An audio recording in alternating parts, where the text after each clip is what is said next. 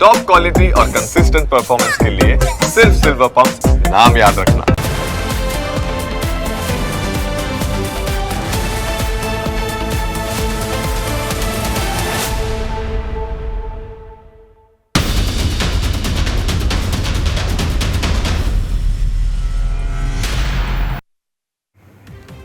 દિવાળીના તહેવારને લઈ મીઠાઈ માટે પડાપડી થતી જતી હોય છે। મીઠાઈની દુકાનોમાં ભીડ જામતી હોય છે, કારણ કે નાનાથી લઈને મોટા સૌ કોઈને મીઠાઈ ખૂબ ભાવતી હોય છે। સ્વાદમાં તો આ મીઠાઈ સારી લાગે છે, પણ આ મીઠાઈમાં વપરાતો માવો ખૂબ જ હાનિકારક હોય છે, કારણ કે દિવાળી સમયે મીઠાઈની માંગ વધતા વેપારીઓ માવામાં ભેળસેળ કરીને વેચતા હોય છે, જેથી નફાનું માર્જિન વધારી શકાય। ટૂંકમાં કહીએ તો વેપારીઓ પોતાની દિવાળી સુધારવા માટે તમારા આરોગ્યની પથારી ફેરવી નાખે છે। પણ શું તમને ખ્યાલ છે કે આ માવો ક્યાં બનાવવામાં આવે છે, કેવી રીતે બનાવવામાં આવે છે અને તેમાં કેવી રીતે ભેળસેળ કરવામાં આવે છે? તો ચાલો સૌથી પહેલાં માવો કેવી રીતે બને છે તે જોઈએ। બનાસકાંઠા જિલ્લામાં મીઠાઈમાં વપરાતો માવો બનાવતા અનેક ભઠ્ઠા ચાલી રહ્યા છે। આ માવો એકદમ શુદ્ધ છે, તેમાં કોઈ જ પ્રકારની ભેળસેળ ન હોવાનો દાવો છે। માવાના ભઠ્ઠા ચલાવતા વેપારીઓનું કહેવું છે કે તેઓ આસપાસના ગામડાઓમાંથી દૂધની ખરીદી કરે છે અને આ દૂધને ઉકાળીને માવો તૈયાર કરવામાં આવે છે। ખૂબ જ મહેનતપૂર્વક તૈયાર કરવામાં આવતો આ માવો મોટા શહેરોમાં પહોંચાડવામાં આવે છે।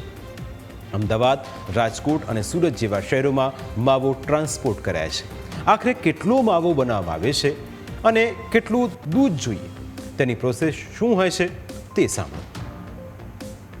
એ દૂધ અમે લાવી અને એનું પ્રોસેસ એ રીતે કરીએ છીએ કે એને 10 લીટર, એક કઢાઈમાં 10 લીટર દૂધ નાખીએ છીએ અને એમાંથી 400 થી 500 ગ્રામ ખોટ નાખીએ છીએ અને તે ઉકાળી અને એક કઢાઈ 15 થી 20 મિનિટમાં ઉતરે છે અને એમાંથી અમે માવો બનાવીએ છીએ, શુદ્ધ માવો બનાવીએ છીએ અને એ માવો પેકિંગ થઈ અને પછી જો જરૂરિયાત હોય તે અમે આપીએ છીએ। 1 કિલો માવો બનાવવામાં લગભગ એક કઢાઈ ઉતરે 10 લીટરની તો 20 મિનિટ જેવો સમય લાગે છે। 10 લીટર દૂધમાંથી મોળો માવો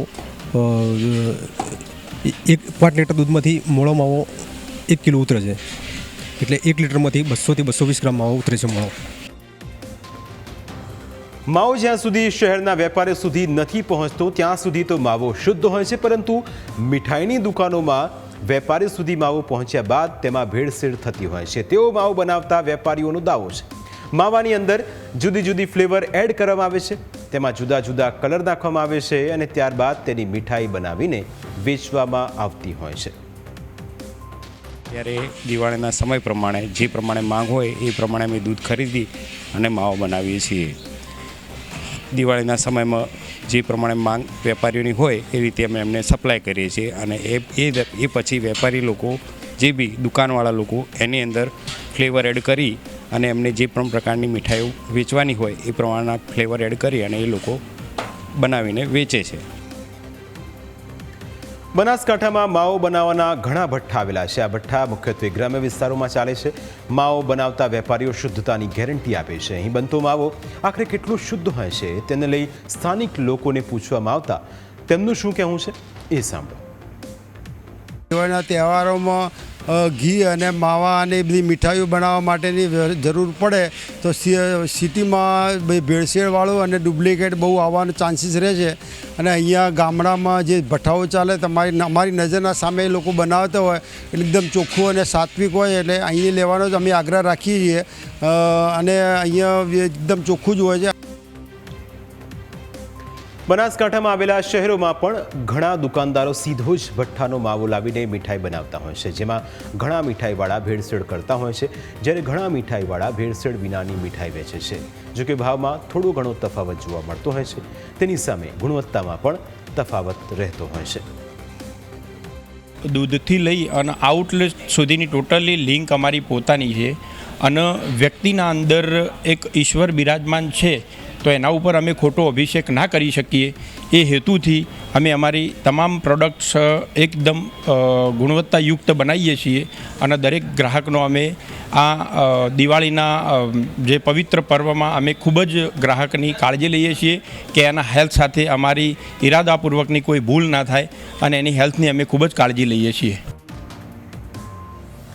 ગ્રાહકોના આરોગ્યની કાળજી રાખવાના દાવા ખૂબ જ ઓછા હોય છે, કારણ કે મોટાભાગના મીઠાઈના વેપારીઓ ગ્રાહકોને ભેળસેળયુક્ત મીઠાઈ વેચતા હોય છે. તમને એવું લાગે કે મીઠાઈમાં જ જે માવો વાપરવામાં આવ્યો છે તે શુદ્ધ છે, પરંતુ હકીકતમાં એવું નથી હોતું. માવાની અંદર જુદી જુદી વસ્તુઓની ભેળસેળ કરાતી હોય છે. માવાની અંદર મકાઈના લોટની ભેળસેળ કરીને વેપારીઓ મીઠાઈ બનાવતા હોય છે. બાફેલા બટાકાને મેશ કરીને માવામાં ભેળવવામાં આવે છે, જે માવાની રચનાને જાળવી રાખે છે અને ખર્ચ ઘટાડે છે. માવામાં ખાંડની ચાસણી મિક્સ કરીને તેની મીઠાશ તેમજ વજન વધારવામાં આવે છે. આ ઉપરાંત ઓછી ગુણવત્તાવાળો દૂધનો પાવડર અથવા નકલી દૂધનો પાવડર માવાની અંદર મિક્સ કરવામાં આવે છે.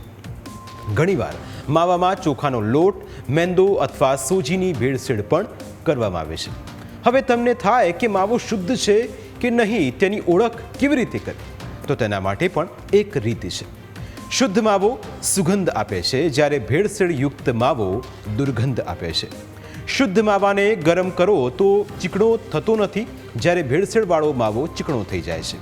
આ ઉપરાંત લેબ ટેસ્ટિંગ કરવામાં આવે તો માવાની અંદર ભેળસેળ કરેલો સ્ટાર્ચ, ખાંડ અથવા બીજી કોઈ વસ્તુ ઉમેરી હોય તો તેનો પણ ખ્યાલ આવી જતો હોય છે. જો કે ઘણા વેપારીઓ વિશ્વસનીય હોય છે, તેમની પાસેથી જ મીઠાઈ ખરીદવાનો આગ્રહ પણ રાખવો જોઈએ.